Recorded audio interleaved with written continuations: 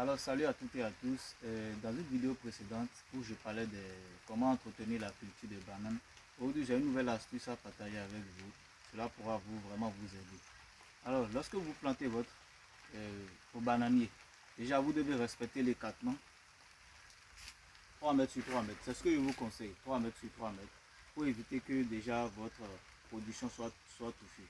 Déjà, après, plantez toujours les bananiers en ligne. Montre les bananiers en ligne. Toujours planter les bananiers en ligne.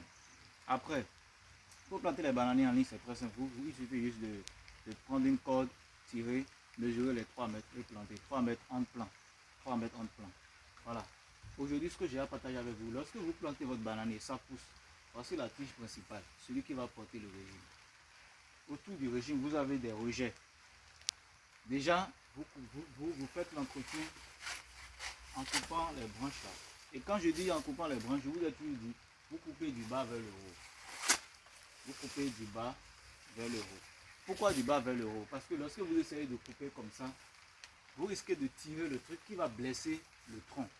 Et quand vous blessez le tronc ici, là où il y a eu des blessures, l'endroit là va pourrir.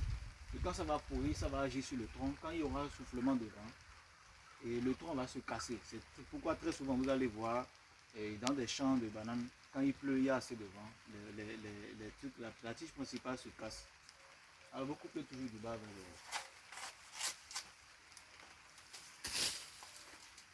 haut. Alors lorsque vous finissez de faire ça, approche-toi un peu. Lorsque vous finissez de faire l'entretien, d'enlever les feuilles mortes là, vous venez au niveau des rejets. Alors voilà ce qui se passe ici, viens. Voici la tige principale. Vous regardez et par ordre décroissant. Voici le grand, celui qui va succéder la tige principale. C'est-à-dire quand vous coupez, vous avez votre chine, vous coupez là. C'est lui qui va prendre le relais. Quand celui-là va prendre le relais, c'est celui-là en retour qui va prendre le relais. Parce que après celui-ci, c'est celui qui est beaucoup plus grand. Donc tout le reste là, c'est-à-dire ceux-ci montrent celui-là, celui-là, celui-là, celui-là, celui-là. Vous les coupez.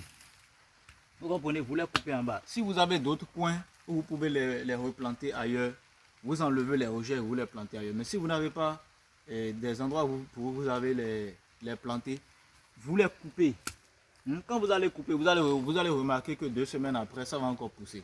Donc à chaque fois, vous serez en train de faire le processus. Pourquoi moi je n'arrache pas très souvent? Bon, si je n'ai pas des endroits où je dois repiquer, je n'arrache pas.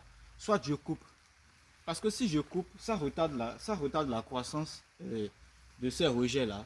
Et le bananier n'est pas touffu. Et le bananier a le temps de bien manger. Mais quand il y a trop de rejets autour, tous les rejets veulent manger, cela empêche la tige principale de se développer. Et elle aura une tige mince et trop longue. Et cela ne permettra pas au bananier principal d'avoir un gros fruit. Vous voyez.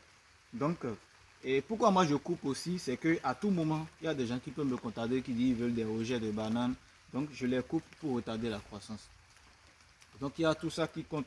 Donc, même si vous avez des rejets, vous ne voulez pas les arracher et jeter, vous coupez la tête pour permettre au tronc principal de vraiment se développer. Si c'est touffu, vous allez voir, le tronc principal ne grossit pas autant. Il ne va pas grossir. Quand il y aura soufflement de vent, la tige va se casser. Donc, veillez sincèrement à faire ça. Lorsque vous faites ça, assurez-vous que vous aurez de bons régimes, de gros régimes même. Et il suffit juste de faire le nettoyage tel qu'on est en train de faire là. Vous faites le nettoyage forcément de votre champ. Votre champ ne doit pas être touffu comme il y a derrière ici là. Ouais, il y a c'est touffu derrière. Non, ça ne doit pas être comme ça. Vous devez vous arranger pour nettoyer votre champ, éliminer les rejets et surtout faire le lagage des plantes. C'est tout ce que j'avais à partager avec vous. À bientôt.